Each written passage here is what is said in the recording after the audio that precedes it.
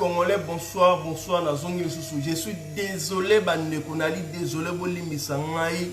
Mindele va combattre biso na ndenge moko impossible. Impossible, nazali obligé de reprendre direct Oyo. Je passe, madame. Landa. Nazali obligé de répondre, Bandeko. J'ai perdu au moins 30 minutes, 15 minutes déjà. Or, communauté internationale est bloquée ngai Bandeko. Heureusement, de comment la nagi direct a signalé que na image, na soba bloqué en haut. Mindele Bandeko la chibisote. Y'a on a lobby. Na lobby boy Bandeko na lobby lisusu na lobby mindele bali ko lâcher biso te mais na ye ko zonga lisusu na kolemba te na lobby ça y est signé contrat na faire pour te libérer mboka na biso je vais le faire si ça y va bon manga pour na Congo bon manga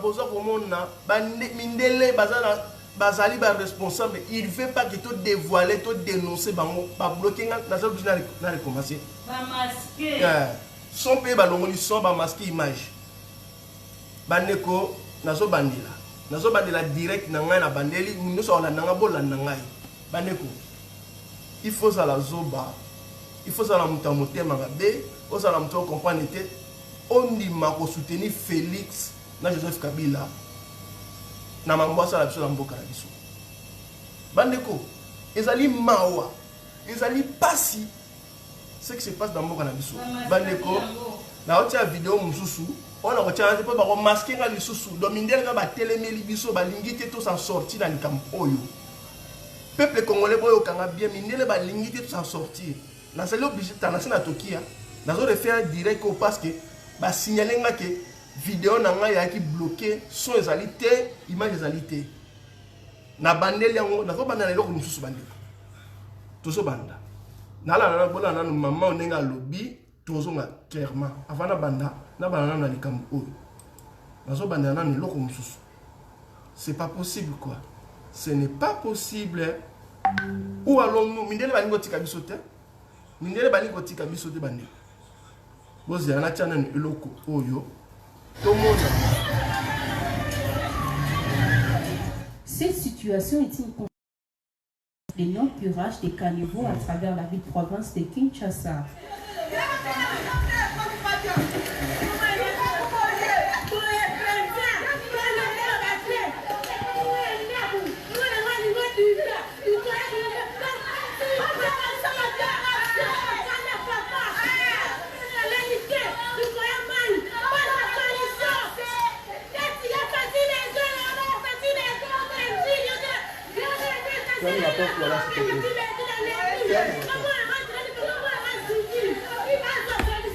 Comme preuve, la route Sekomaf à la hauteur des avenues Madimba et Gombe Matadi au quartier 6 et les avenues Jardinier et Mayala au quartier 9 dans la commune d'Ndjili ont payé le frais des inondations après la pluie s'est abattue le mercredi 19 février sur Kinshasa. Ici, plusieurs habitations sont tombées victimes du drame, comme explique la population.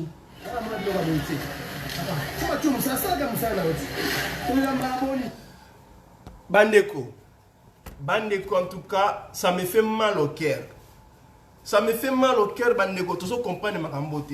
Voilà l'une des raisons qui me pousse. Ernest se fait tout le monde étiquette. Tout le baquet. Non, ça suffit Kabila. Non, ça suffit Félix Chilombo. Vous voyez, Bandeko. Sans dire où est l'équipe bosso, bakanga ki vidéo na nga bande bolimisa nga ba bloquer nga parce que minele ne bazana sima makambo oyo. Ya on a aussi na bande ko o bolingi, boké na groupe O, le Congo pour la libération. Bokota bon moi na vidéo ba bloquer, ti na vidéo ba kangeli direct ndeko. Yom toza ko soutenir Félix. Yom toza soutenir Joseph Kabila. Nana komisi biso na situation o toza na sikoyo o ba maman makati mbula baza kolera. Kinshasa commis le océan Pacifique. Et ça, il y a un paquebot pour étambola et même ma marchandise. Au moment où un jeune garçon qui a mon âge, Joseph Kabila, qui pèse aujourd'hui 15 milliards de dollars américains sans rien faire, seulement pour Bomabiso, à 15 milliards. Yo bimikuno bingai na li jeune, na la petite béret rouge, je vais soutenir Raïs. Ndeko. Et ça, truc nous a mis ça qui est pour le bloc en émoana. On a la vérité en face, bandeko nanga. Basali biso nini. Qu'est-ce qui ne va pas dans mitou na biso vraiment? Qui ça c'est comme océan. Et ça n'y va pas beaucoup état et naviguer awa. Yo zo lo bakuna ke botika Félix ndeko nangai. Tu crois qu'un homme normal, muto aza na makanisa malam, akiko accepter makambo oyo qui fait ça? Parce que Félix, il est engagé comme un outil. Obi outil, hein? Au moins, tu as aussi ma pao, on a tout comme un belé. N'est-ce Félix Ali. Au moins, aussi ma machette, on a n'est-ce Joseph Kabila Ali. Qui sont derrière tout ça? Communauté internationale. Vous n'imaginez pas trop à Bill Gates. On a au somba, Facebook, na YouTube, pour pas image na zoloba. Du fait que nous avons dénoncé, bloquer l'image. Vous comprenez, Bandeko? Il y a un bengi no Bandeko. Solution c'est quoi? Moi, je suis là, je suis là, tout ça. Toloba non Kabila, non Félix, trop c'est trop. Vous imaginez ce qui est grave. Oh, bah, nous comprendre, nous comprendre. Mon Dieu, ça a classe à Koeba, mais malheureusement, bah, tout le monde qui classe. Mon Dieu, ça a une histoire. Vous voyez bien que c'est ça qui est indien à Amérique. Vous voyez bien que c'est indien à Canada. Bah, ça là qui est indien. Les Européens, bah, qui va drap, bah, couverture, boulanguette, bah, empoisonné, on a une malade avec une peste. Oui, peste malade, on est silly sabat. Bah, même en Amérique, bah, peste indien, bah, vous avez drap oyo, tellement qu'il fait froid chez vous pour finir. Oh, il y a des cadeaux empoisonnés. Bah, ne cause pas cadeau, bah, indien à l'époque, bah, qui va drap, on a fini, qui va on soit bien, qui m'a dit la peste. Population américaine est diminuée, indien, et si là qui, les lobes européens, bah, comment, bah, américains. C'est ça qui se passe actuellement dans le cannabis, bah, donc, empoisonné biso. Bah, si les cannabis sont appelés à béret rouge, bah, comme il y a $1,000, $2,000 pour soutenir Raïs. Pendant que c'est une inondation, et ça, même dans la ville à Kinshasa, dans la inondation, bah, injecter même des microbes. Ils allaient armes biologiques, nous avons en français, la science. Ils allaient armes de destruction massive. C'est-à-dire, ils allaient armes incontournables. Ils allaient, pour moi, une inondation, ça va mieux. On a la simulation, bah, microbes, nous avons la katiwana. Nous sommes mal nourris, Narata Kinshasa, tolère malamouté. La défense immunitaire, ils allaient fatigués. Tout ça, on a pitoté. Tout ça, on a condition. Vous imaginez que Moulo Nenge Beti, les microbes et montent dans la surface. Nous respirons. Tout ça, on a un climat tropical. Tant que moi, on dit que les microbes se multiplieront rapidement dans la chaleur. Les microbes vont se multiplier et ils vont contaminer soit l'Ebola. C'est sûr que dans la maïwana, va injecter un microbe Ebola. Coloré dans la kati, un microbe nyos. Tout ça pourquoi? Bomoni, Félix, Bani Badana Dubaï, Kabila Bani Pimana Dubaï, Moutinho dans le service rwandais, il est bien protégé par qui ici famille. Bazozilla est fait à armes et ça le fait. C'est quoi? Nous allons tomber malades. Comme on n'a pas l'argent pour se faire soigner, comme on n'a pas des hôpitaux, comme on n'a pas de nourriture européenne, on va mourir comme des mouches, de façon que la population est réduite et diminuée. Le projet Mindele, ils ont fonctionné. Parce que les Blancs, ils préfèrent l'Afrique sans noir. Mindele, ils Afrique, mais sans bis tout ça dans la carte. Bill Gates, ils sont besoin de moi. Parce que la bis aussi dans la Congo, pour récupérer ma belle biso. Ce n'est même pas les Rwandais qui vont vivre dans notre pays. Ce sont des multimilliardaires. Donc, on part à Congo. Mais pour pas jouer facilement, il ne faut pas réduire le biso. Tant que tu as un tu as commandé par aborigène. Tu as commandé par les États-Unis, tu as commandé l'alcool, tu as commandé l'alcool, tu as commandé l'alcool. Donc, et là, tu vas comprendre que Yangoana. Et ça, c'est un mawa. Et ça, c'est un mawa Congo, ils comprennent que pourquoi tu as une vidéo, tu as une image très violente. Mais non, qui sont à la base de tout ça. Ils sont Bill Gates. Ils sont riches. Bango ne baza ko favoriser guerre oh ceux qui votent un groupe ou à WhatsApp comme groupe à WhatsApp les Congo pour la libération na tiba vidéo ba documentaire wana vous allez comprendre pourquoi ba bloquer qui direct na liboso bande na lo bandenge ni pour comprendre yango na lo bandenge ni peuple congolais na moment où tout ça a besoin unité to sangana to lo ba stop biso ensemble mbalamoko. Vous remarquez une chose moi faut na mkimulungi pendant que tous les gens awa, trois artistes congolais, des méchants, bazui fali leki na so fali pupa bazui nyo kalongo bazui bilaben bakaboli mutu na parti na epona ko distraire biso bien et pendant ce temps là bango ba sa makamsusu. Voilà qui vient de se passer encore. Bazui di sa somme susu munene bazui nini batini garçon moko a se filmer soit disant na cave moko ba découvrir 15 millions de dollars au caméra. Bandeko vi maela mabe caméra za nango vous pensez mutu lora caméra penda a on mbongo ayibaki atika na cave ngwana qui na na zoba. Vous voyez que la technologie a lelo to ça nango lelo grâce à la minerai sur ma coltan il y a des ordinateurs imprimés qui fabriquer mongo ba faux billets en dollars. Au moins on dit faux billets mais faux billets ba vrai billet ba tie likolo ba malouana na faux na se ba tie ba remplir na faux billets ba filmer pour vous dire que botala musala Félix Awasala yango yo a découvrir mon ba ibaki nyonso na pourquoi pour na endormir biso. Pourquoi? Parce que ba Félix rôle ni na minute za lini aza ko préparer terrain pour un retour à Joseph Kabila en 2023. Parce que Rwanda il veut toujours garder monopole na ya premier producteur ya coltan na kati Afrique.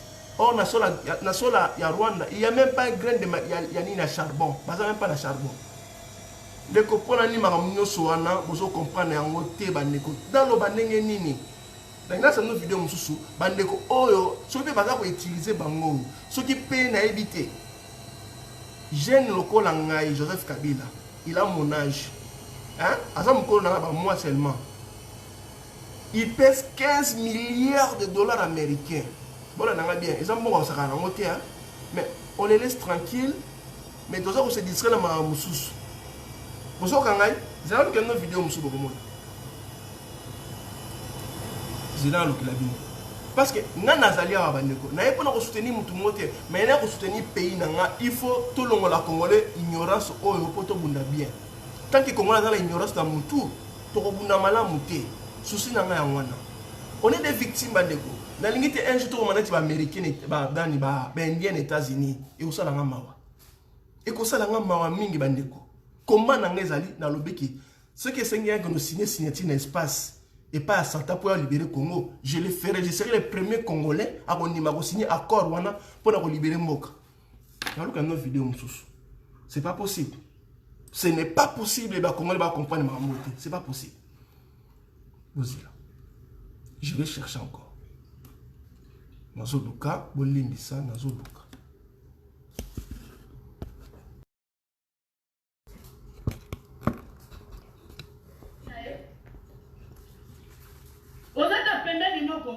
Tellement ma fille a salité, tellement ma fille va bien, tellement ma fille va propre. Le coup de faire, moi ça salité, moi ça solo. Attends, papa, on va bien, c'est pas 5 à 10 dollars, il faut aller là. Moi ça va 10 dollars partout. Pour ma place, il faut attendre comme un bemba. Le roi Kabila a foutu, il faut attendre un bemba. Le roi Kabila a foutu, il faut attendre comme un bemba. Pour ce temps, comme un bemba, t'es à bien, t'as la yosea, ton yebio. Na yemi to lukayo bien to ko zoyo to ba ministre to ko zoyo c'est moi ça bien te tala ba to ko ta bona 4 parties le colonel to moi ça bien te a to tie manete lo ngio yebani to yebi yo bien yo ebawa bilo mo yo kakatela yo mo ko souffrir na musala tongo tia toujours ko lamuka otanga ga mbemba yo na makasa ko no bundisa mbemba.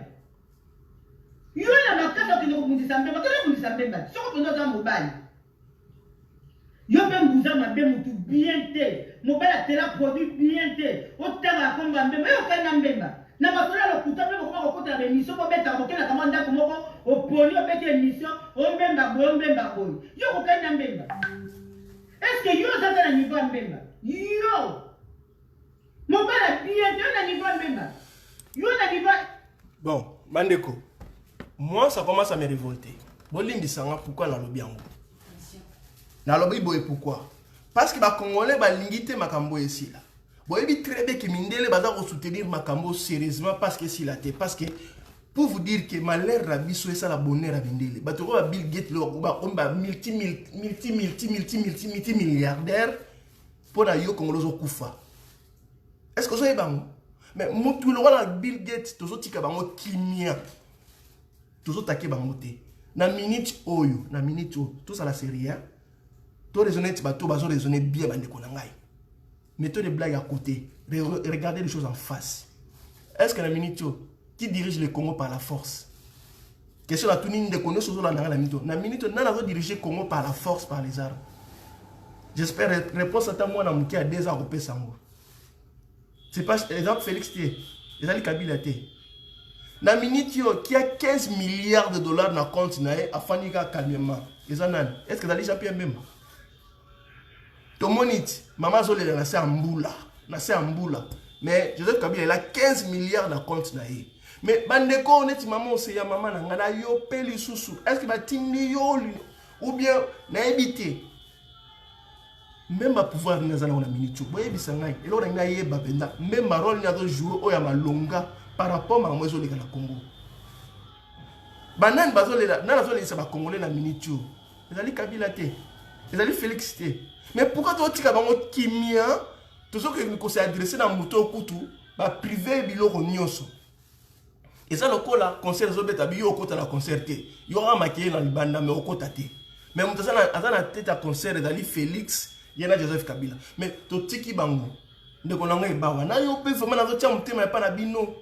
Ndeko nanga mbuso mabe. Na maman c'est na bino pe. Do ba tini bino ba distraire ba congolais tout to lembi. Boyebi pourquoi ba otu kanga vidéo nanga liboso direct nanga liboso parce que na bimis la image il fallait pas na bimisa. Parce que mon la ligne vérité parce que bango ne baza ko soutenir mabe. Ya on a ibande ko mutako sa soubinote bandeko na obola ngai. Il est temps congolais so comment mayele lokola ngai. Comment mayele ndeko nanga mutako sa binote. On a un problème, to yiba promoter makamwa na minute je parle. Na minute to yibi bisonyo so on s'est mis d'accord na Félix. C'était en 2018, le 30 décembre 2018, au ça l'élection, tu as écarté Moutouaza base à manière d'absou, Joseph Kabila. Félix a négocié, a imposé, a ça la service à Rwandais. Il y a un moment. Bon, mon ibino moko maman zolela, maman leli, maman bazolela, c'est à maï na microbe baro. Bandeko, soyons sérieux. Et ça m'a ramouté la minute, il faut ça la classe politique pour découvrir vérité à Congo. To comme na ba preuve nyonso na maboko ya on a singi na biso bandeko soki na silisi émission bo kende na groupe ya WhatsApp bo senga ba kotsa bino bo so accès bo landa ba documentaire on a tiwana na groupe ya benyango le Congo pour la libération bino so bo kende kuna bo sanga bo ko mona ba documentaire na wacha kuna ba vérité ce qui se passe dans mboka na biso c'est Joseph Kabila azali outillage numéro 1 ya ba impérialiste suivi na Félix. On ne basa ba rato bazo utiliser ba on peut capturer biso pour na Bill Gates ba multimilliardaire va vivre bien. Les ali Jean-Pierre Memba te bani. Je ne suis pas pour Jean-Pierre Memba. Nazo lingate ba dérouter biso. OK maniko. Problème ezali na droite, ba même sur la gauche. Muto sala biso mabe ye bango ba na face na biso, tozo tika bango, ba la maman c'est tika makambo wana. Komande ba watika makambo ande ko na ngai. Comme de Kobuzo, botika biso, botika na kodis, tout ça na beso congolais azala sous disserté, tout ça na beso congolais fungola miso, parce que ba ne ça noko. Unité na biso, ne ko sauver biso. Ce biso solobi monoko moko que non ça suffit Félix, non ça suffit Kabila to telemele biso to simani boy. Mindele ba kokima, ba lâcher prise. Mais surtout to landika division ndenge ba maman c'est ba ça la ne ba commander ba bazoloba. Jean-Pierre même à côté Moussoussou, Assimi Koutou gouverneur, Moutassimi volant, Yamaka Mounabiso, et Zali Félix, na Joseph Kabila. Na minute bangone ba osa la biso mabe parce que bangone bazali ba outillage. Au moins machine, ko machine dans la monnaie, mais tongue dans la moelle au moins moukié donc na minute zali tongue zali Félix. Yene bazo utiliser pour tonga biso, a tout barabiso. Boki. Boki, biso za beto buka tonga wana. Pour y on est ça la biso passe. Jean-Pierre Memba, qu'est-ce qu'il a à voir? Azo pesé côté na minute na makambu oyo. Azo pesé même pas. Au contraire, on va na président Maté Faoul, comment ils vont faire pour nous sauver Mboka? Mounio ça sauver Mboka, on va diaboliser. Au moins une stratégie oyo Kabila osala 15 milliards za nango akomi ko utiliser ngo ndenge wana. Azo pesa ba mongo pour pas diaboliser batu, pour pas distraire congolais pendant qu'il y a préparé retour na ye. Ndenge basali bazu 15 mbongo yo soit disant au caméra ibaki ba misi ba faux billet ba loaki non Félix a travaillé bien preuve ngo yo akangi caméra na 15 millions pour to baga voilà ndone retour à Kabila les a se préparer librement et calme. Bandeko, bo fungola mayele, s'il vous plaît, bo fungola mayele bandeko. Mutako sabinote. Mutako sabinote. Boye ba question totiki makambo yo. Toko sila na Congo. Boye ba ke musala ba rane ba sala eza pona mindele. Mindele balingo vivre na continent na biso, mais sans biso ba congolais. Boye kinga bandeko. Donc toutes les techniques sont permis de façon que ba neutraliser biso. Boso wana mindele ba ozilati. Ba salite ba tili biso na kata ville akite sana. Ezali ba arme mobimba, ba arme biologique. Eza minduki moko redoutable donc toujours kufa na silence. Ça on t'a comprendre. Ba micro ba ni aussi ça biso pepepe moko etreli polele aller. Donc comme faible ba calmement ba vie pays na biso ba salo ba lingi. Yango na lobby na bino peuple congolais. Réveillons-nous. To fungoma to telema. Président Martin Fayulu moko wa sala eloko moko te. Soki appui na biso na sima na été na ninga bosolo te. Président wa sala eloko moko te même si a sali ba démarche. Mais pour effet à démarche à président Martin Fayulu sima na ba nego mususu wana il faut biso to za na sima na ye. To za la ini. Tali ka musu ba sali biso. Na zo te montrer bino ba faille ni so za nango. Ba tini mama moko mama wana, jeune mama wana o afingi biso nyoso, afingi bata est. Pourquoi? Parce que bata est c'est ba ko silika, bata ke bata kasai et ça la division ya ba tribu. Pour faciliter nini couper la pays na biso. Bo raisonner bandeko. Isa makambo moko foko tala ngona ndenge na angle moko ya bien. To kene ngulu ngulu soute bandeko. Ba kosi biso trop, voilà nous sommes.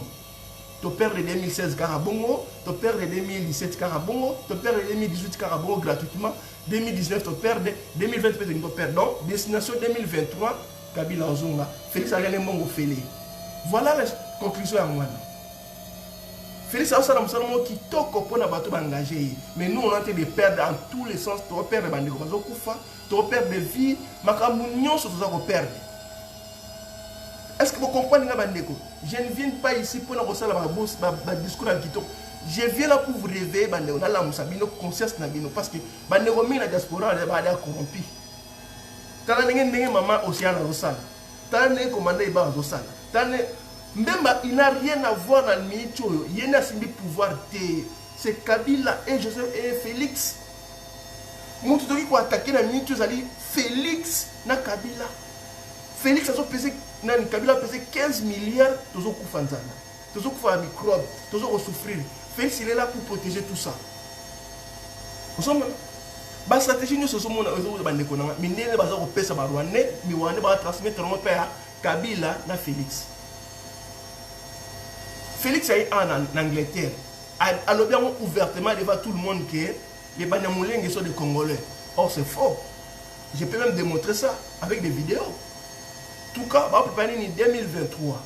Parce qu'il y a des Congolais qui vont voter dans Kabila, mais pour préparer qu'on passe vite douana, les Congolais vont préparer les Banyamulenge. Ils seront des candidats qui vont voter Joseph Kabila en 2023. Donc, tout ça, les réalités, dans le modèle de Zokende. Surtout dans la division, nous allons accompagner Félix na Kabila calmement en 2023. Comme ils ont l'armée, ils vont faire même des batailles en 2018. Pour l'information la Bible. Surtout les gars, oh Jean-Pierre Memba, boy, ne connaît pas encore sa biso. Kabila Ozonga. Et ça sera même. Bon, moi, il fait ça tout nommé banani, magistrat Sika. Pour nous préparer en 2023. Nous, c'est ça pour se préparer maintenant. Maintenant, la 2023. Est-ce qu'il y a combien d'années? 2 ans ensemble. Bozo Karabandeko. Nayak awate pour la. N'a souci na bin, souci na moka kolek. Ya ko sakana te bande. Ya on a esbino. Il faut appliquer ma cambo. Et là on a sengi na bino so bomoko. Tout ça les forts to sangana. To lo bali lo ba moko na mamu etali moka na biso. Sinon, on est des perdants d'avance. Vu les choses comment ça se passe, on est des perdants dans esbino. Jean-Pierre même il a un effet mon côté dans ma politique dans esbino. C'est Félix na Joseph Kabila. Na puis maman Mouki na lobby mingi tala sali deux fois maman lo maman Mouki na place na ngai abakisa maman loba et permettre na respirer Mouki. Papa maman bote na bino na pourquoi on a ya ko soutenir kaka combat na biso ba papa ba maman na lingi na intervenir boy. biso tozalaka place likambo esika ya kovize libanga totiki tokomi kobeta libanga à côté. Papa Jean-Pierre Mbemba balongolaki ye candidat na l'élection. Moto mususu alingaka tika na ye pe politique afandi na ye na coin na ye na mwasi na ye na bana. Malobi te aza ko soutenir biso ba peuple congolais na mboka na ye na président na biso Martin Fayulu lokola yo lokola ngai lokola ye lokola biso nyos. Aza moto lokola biso nyos. Ya ye nini ba ekartaki bato ebele na élection. Mais ye balongoli ye alobi balongoli nga likambo te tika na soutenir ndeko na ngai. Aza ko soutenir biso nyonso ba congolais neti biso nyonso toza kosala. Mais akomi objet ya ba insulte ya ba moquerie eza problème nini soki boyoki ke azali ko collaborer na banguna bon memela biso preuve boye biso preuve bobi omoni toza ko finga toza ko sala boye tala preuve yango yo boye biso toyoki bino mais ya aza lokola yo lokola ngai asali nini amemi ngambo parce qu'il faut soutenir ba ekartaki ye déjà malobi bon malgré ba ekarte nga na kotika te ezali mboka na nga na soutenir kaka peuple congolais parce que ezali mboka na ngai na botamaki na kolaki il faut na soutenir kaka nde aza kobunda lokola yo lokola nga mamaki nga kati lokola biso nyonso mais tokomi kofinga ye Martin Fayulu ye moko moto aza na ye sika moko aza koloba mabe na ye te aza koloba te eloko moko te asignale biso te ke non mutu tele azali boye biso tobandi kaka kofinga pourquoi toza kofinga papa mozitu te to soutenir biso na biso ye mutu aza na minduki bakoyebisa bino ndenge ntango bozofinga ye sikoyo soki atiki na ye ye azolala nzala lokola biso te aza na ye bien famille na ye baza bien peuple congolais mutu aza kosoutenir mutu mosusu akotala boye alobi naza nanga bien nasundola bango afandi na ye mpe na poto na mwasi na ye makambo na ye nyonso eza bien afandi na ye mais aza na souci ya mboka alobi no peuple congolais baza kosouffrir na minute oyo bandeko na biso baza na kati ya Kinshasa bazomela bapotopoto ya mai ya pasi biso tozalaka toza na poto toza kolia kameme meme oke mosala te ndela atikaka mutu na nzala te bakopesa ye mwa biloko okolia mais bao baza sur le champ nde biso nyonso ngai yo papa Jean-Pierre Mbemba ye kuna biso nyonso toza na souci tolobi to soutenir Martin Fayulu pona tozwa solution mais ekomi ya kofinga toza kofinga na biso mais solution tokozwa ndenge nini bato ya IDPS baza kofinga biso bato ya SPCC baza kofinga biso bato ya kashi soki kashi na ba mususu baza kofinga biso na biso lisusu tokomi kofinga solution tokozwa ndenge nini est-ce que bosi boyoka na monoko ya président na biso papa Martin Fayulu ase aloba likambo mabe mpona Jean-Pierre Mbemba te mais biso peuple tolingi toyeba te A à Z oyo ba homme politique baza kosala batambolaka ndenge wana na mokili te biso to soutenir kaka déjà toza na démocratie tofungola mpe miso soki to soutenir bango ke tomoni ke bango mpe baye kosala biso mabe tokolongola bango parce que na minute o peuple congolais asi afungoli miso président nyonso oyo akoya soki asali malamu te ndenge peuple alingi te tokotelemela ye meme bango nyonso wana biso toza kosoutenir pour l'instant soki ke bazwi bokonzi ke bazosala oyo biso tolingi te tokotelemela bango mais ekomi likambo nini tokenda gauche mabe tokenda droite mabe tokende mopanzi mabe tokende nsima mabe tokende liboso mabe sikoyo tokosuka wapi bango kuna makambo Jean-Pierre Mbemba amemi ngambo parce que depuis buzoba esalemi depuis balongoli ye depuis buzoba ya Tshisekedi asali buzoba afandi nya ye nye alingi koloba te bango balingi kaka alekaka liboso apesi meeting peuple congolais mkolotele tokosala boye peuple congolais nalingi nasala boye est-ce que Kamere na batu na elere baza kosala makambo na bango est-ce que basalaka ba meeting Kamera alobaka te, Joseph Kabila alobaka te, oyo nani Zoé balobaka te, bafandaka kaka sui bazotinda kaka bato. Est-ce que l'air fallait aye boye? Boyoki ba piololi moto atindi ye. Est-ce que asali meeting? Asali meeting ke we kala mingi te na kotinda fali pupa na France akende kobeta miziki pona biso. Tomoni kaka pum fallait aye. Kamere buzoba na ya asalaki na Félix na mwana Tshisekedi. Est-ce que abetaka piololo alobaka yango? Complot na ye.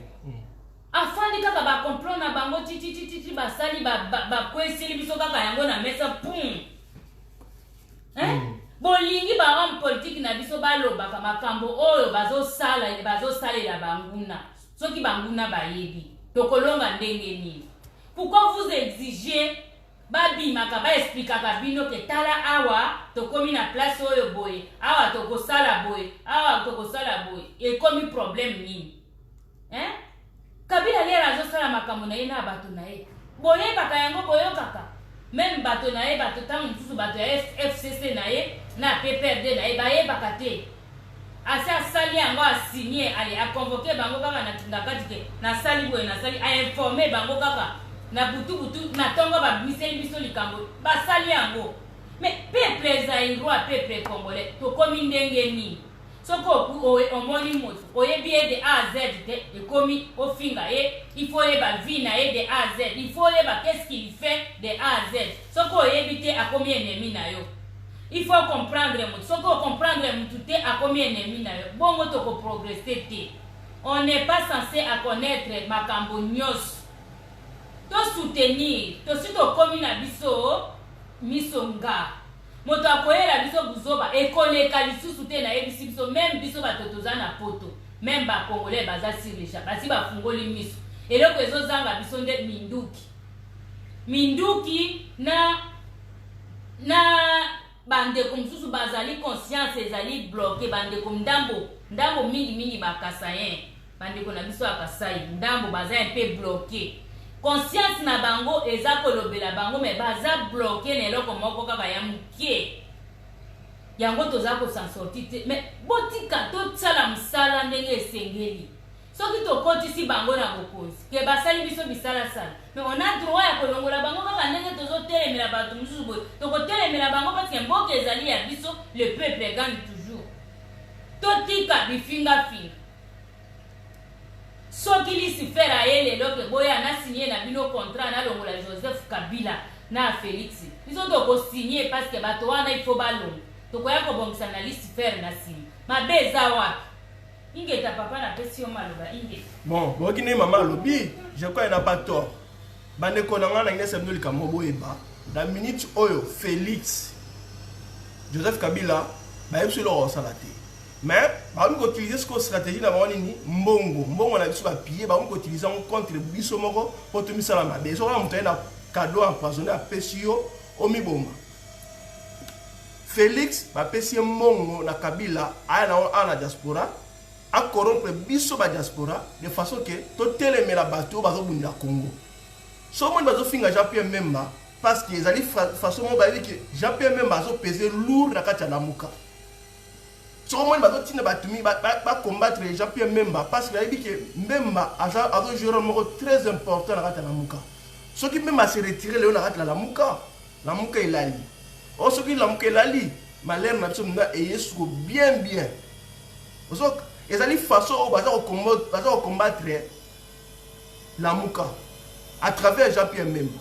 On dit que même Félix dans le maman a été mais ça m'a Katia Félix a tenu même ba jeune babebi sa famille à Jean-Pierre Memba na maman oza lokuta Félix a monté histoire et yebani na minute oyo même bato na minute bali poursuivi la justice en la poto pour le déstabiliser Memba à travers famille na biologique pour le sabino tout ce que information sur mettre le bani sauter bandeko bossa l'attention bandeko ba otina bino o ba pesi bino mbongo pour déstabiliser la Muka à travers Jean-Pierre Memba bobi que ce qui le Jean-Pierre Memba a lâché la Muka et Sili.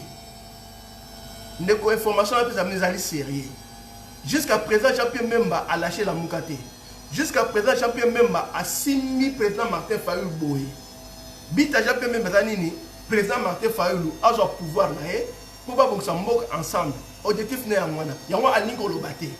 Il préfère travailler dans les coulisses, dans le silence, de façon que le président Martin Fayulu et réussir comme ça, peuple congolais ACP là.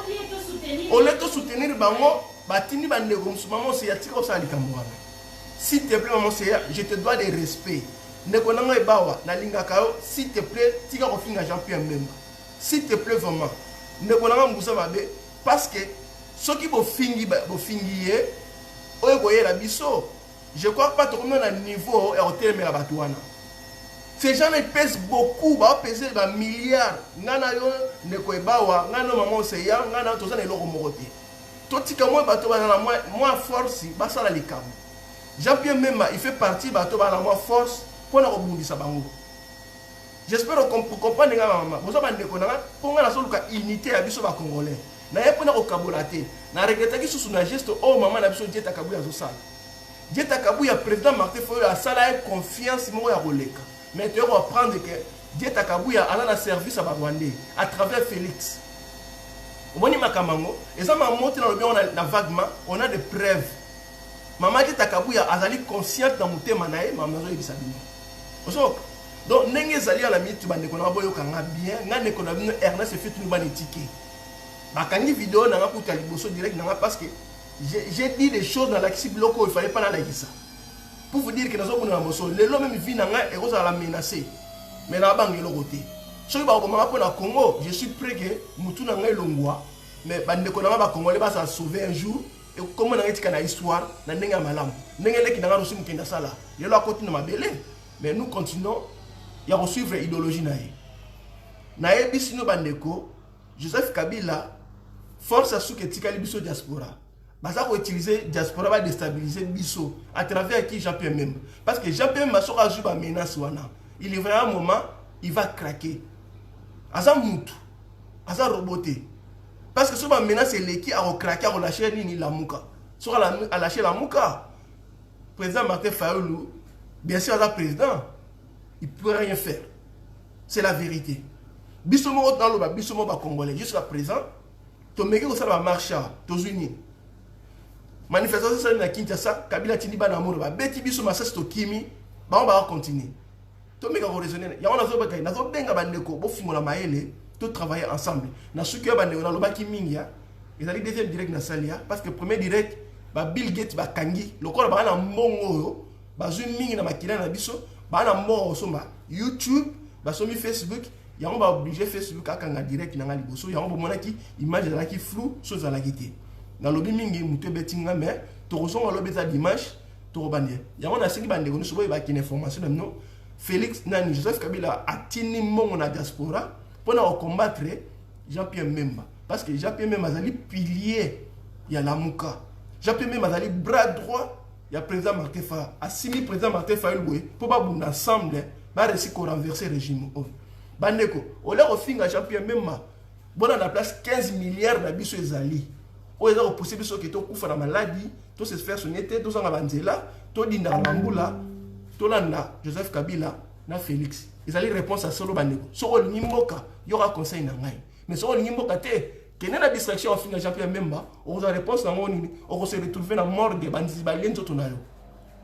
Bon, qui n'est pas si bino, na ce qui est là, on a kaopinga bandeko, na lobby mingi, et puis prêcher salami mingi, bako sabino le société bandeko na ngai.